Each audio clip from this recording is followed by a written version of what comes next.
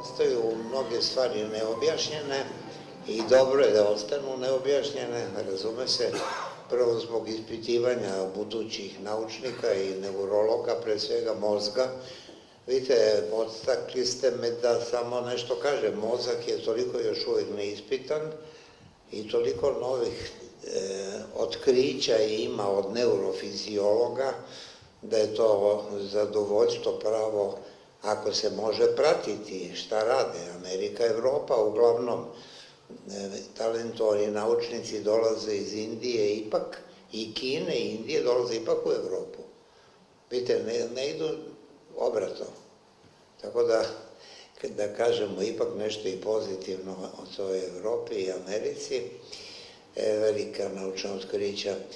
Mistička stanja, zato se i zovu mistička, što su nam nejasna. Vizije nisu halucinacije, a odakle dolaze onda vizije?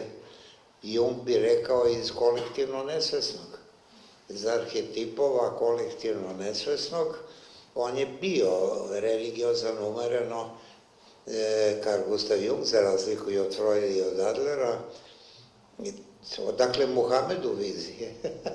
Izašla mi je knjiga skoro ovih dana, Hrišćanstvo i islam. Pa slušajte, Muhamed je ogromna zagonetka. Ja to kažem dosta odgovorno kao psihijatar da je on bio zdrav. To nije bila nikakva epilepsija, koje pripisuju čak i apostolu Pavlu, kad je pao s konja pa video Hrista i svetlost. Ne, kao što apostol Pavle nije imao epilepsiju, nego je doživeo nešto istinsko, to je ono. To moraš verovati. Ne možemo bez toga. Ne možemo bez toga. Bog nam je dao um i srce. I vi dobro znate šta je patrijarh Pavle objasnio. Budite mudri kao zmije, a bezazleni kao golubovi. Kaže patrijarh Pavle od reči do reči. To znači, razvijajte neprekidno umne sposobnosti, dakle u toku celog života, a paralelno razvijajte dobrotu, jer može da pređe u zloću, a dobrota u glupost. Istraživanja će biti i dalje u 21. veku neobična i zanimljiva, i dobro je pratiti koliko se može pratiti. Vizije nisu halucinacija, iako će nam mozak još to, šta već sam rekao, otkriti novog, i možda će sve to što je izgledalo da nekom inspiracijom, nekom čudnom svetlošću dolazi od ozgo, dakle ipak od nekog jezgra, ajde da nazovemo to jezgro Bog, zašto ne?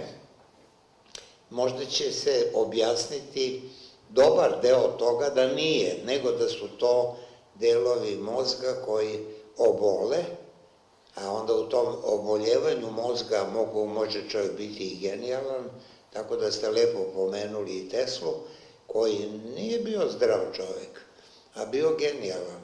A opet se vraćamo na ono, pa sad ludilo i genije. Stanojević je pisao, to njemu ideja bila da je to sifilis. Dakle, da su svi genijalni ljudi imali neki sifilis skriven i da je taj sifilis prouzrokovao genijalnost. Toliko će to biti, mada je Niče zaista neke genijalne ideje razvijao kad je počeo sifilis kod njega. To je zanimljivo. A onda ide se u demenciju, naravno, posle toga. To se onda dalje ne može. Tako da, hvala na pitanju, nema drugog odgovora, sve je i dalje neizvesno. Treba koliko se može pratiti, ali pratiti i svoju sopstvenu psihu, koja nam priređuje i prijatna i neprijatna iznenađenja. Nemojte se, ja nisam Freudovac, ali Freud je bio realni pesimista i na kraju je zaključio da u čoveku ima samo dva nagona, eros i thanatos.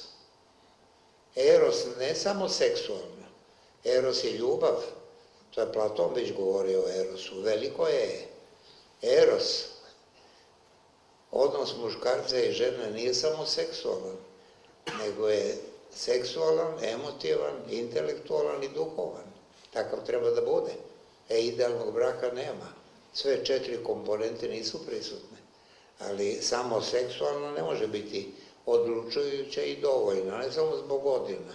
Inače, imate u 21. veku toliko uspelih seksualnih odnosa između mladih ljudi bez trunke ljubavi.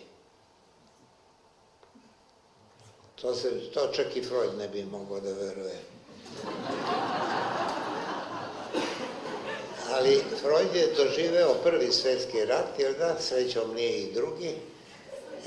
Onda mu je došla ideja kao hipoteza da je u čoveku prisutan i nagon života, naravno, eros, u najboljem smislu, sve do Tesle i Einsteina i koga hoćete još, sve je tu prisutno u erosu. Homo kreator, čovek je kreativno biće. Psiholozi kažu, ne svi, da se svako dete rađa s nekim talentom.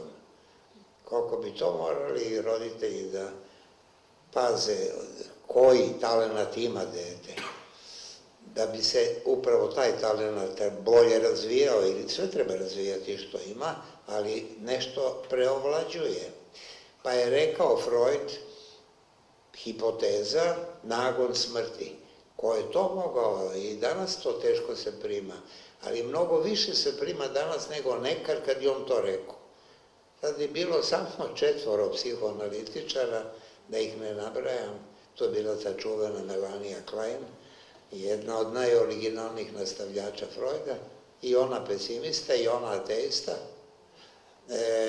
Prihvatili su tih 4, niko drugi nije od njegovih učenika, a ni drugi. Danas nije tako. Psiholozi svejedno verovali, ne verovali, sociolozi takođe. Šta se dešavalo u toku Drugog svetskog rata i šta se danas dešava među ljudima, kakve grozote, da li je moguće da postoji nagon smrti? Nagon, pazite dobro, za zlo znamo, ali ne znamo poreklo zla, naravno. To je ostala i dalje velika tajna. Nagon smrti, pa onda tako daleko idu savremeni pesimisti među filozofima i psiholozima da kažu počinje da preovlađuje autodestrukcija. A vidite, i to se znalo odavno. Ako je čovek agresivan prema drugome, ne može da ne bude nekada i prema sebi. I to je ružnim jezikom rečeno sadomazohistička klackalica, već kod deteta prisutna. Već sam rekao, ako dete dobije batine, ono ima neodoljivu potrebu da to nekome prenese, tako da nešto ružno, sadističko, mazohističko postoji u svim ljudima. Kod nekih preovlađuje jedno, kod nekih drugo, naravno postoji ravnoteža, normalna. I dalje ostajemo da smo povremeno prema nekome agresivni, ali vrlo često kod tih ljudi već istog dana nešto učiniš i sebi. Psihijatri znaju za traumatofile. Imao sam pacijente kao i kolega Vojić i ostali psihijatri koji svake godine nešto slomiju. Ruku, nogu, traumatofili. Oni traže sopstvenu kaznu. Ljudi traže kaznu. To su davno psiholozi znani, nisu morali biti religiozni.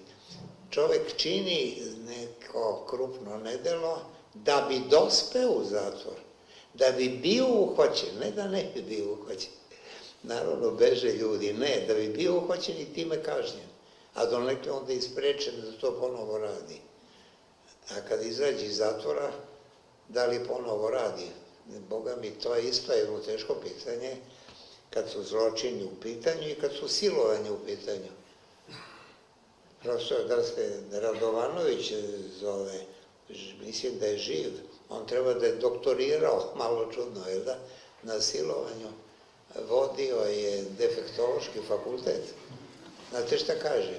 Silovatelji 100% ponovo siluju.